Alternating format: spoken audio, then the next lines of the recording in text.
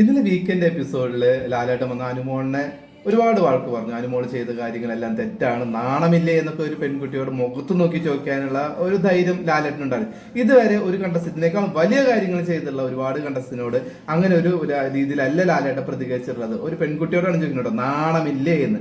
അപ്പൊ ഞാൻ തിരികെ ചോദിക്കട്ടെ, ഈ ബിന്നി എന്ന് പറയുന്ന ഒരു കണ്ടസ്റ്റന്റ് അതിനകത്തുണ്ടല്ലോ, അതുപോലെ ആര്യനുണ്ടല്ലോ, അവരെല്ലാവരും കൂടെ അനുമോളിനെ എതിരായിട്ട് അനുമോൾ വശീകരിക്കാൻ ശ്രമിക്കുന്നു, ആര്യനായിട്ട് ലവ് ട്രാക്ക് പിടിക്കാൻ ശ്രമിക്കുന്നു എന്നൊക്കെ പറഞ്ഞിട്ട് ഒരുപാട് കാര്യങ്ങൾ അതിനകത്ത് പറഞ്ഞിട്ടുണ്ട്.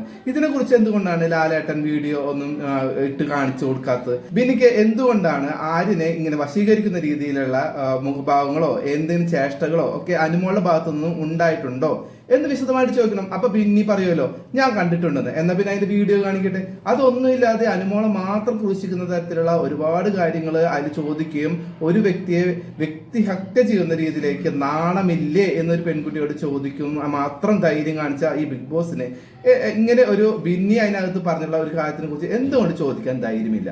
ഇന്നത്തെ എപ്പിസോഡും അത് കാണിച്ചില്ലെങ്കിൽ ശരിക്കും പറയുകയാണെങ്കിൽ അനുമോളോട് കാണിക്കുന്നത് വളരെയധികം അനീതിയാണ്. അതേപോലെ അനുമോളെ എത്ര പ്രാവശ്യമാണ് ബുള്ളി ചെയ്തിട്ടുള്ളത് അത് ആ കുട്ടി പറയുകയും ചെയ്തിട്ടുണ്ട്. ഇതിന് മുമ്പത്തെ വീക്കെൻഡിലൊക്കെ ആ കുട്ടി പറഞ്ഞു എന്നെ ഒരുപാട് ഒറ്റപ്പെടുത്തി ബുള്ളി ചെയ്യുന്നു എന്ന് പറഞ്ഞത്. അപ്പൊ ലാലേട്ടൻ എന്താ പറഞ്ഞിട്ടുള്ളത്?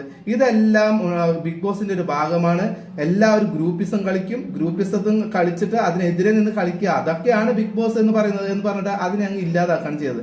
ഒരു പെൺകുട്ടിയെ ഇത്ര അധികം ബുള്ളി ചെയ്യാൻ വേണ്ടി ഇട്ടുകൊടുത്തിട്ട് പിന്നീട് ആ പെൺകുട്ടിയെ തന്നെ ഇതുപോലെ പ്രേക്ഷകരുടെ മുമ്പിൽ ഇതുപോലെ കുറ്റപ്പെടുത്തിയോട് സംസാരിക്കാൻ എങ്ങനെയാണ് ബിഗ് ബോസ് ടീമിന് കഴിഞ്ഞതെന്ന് എനിക്ക് മനസ്സിലാവുന്നില്ല.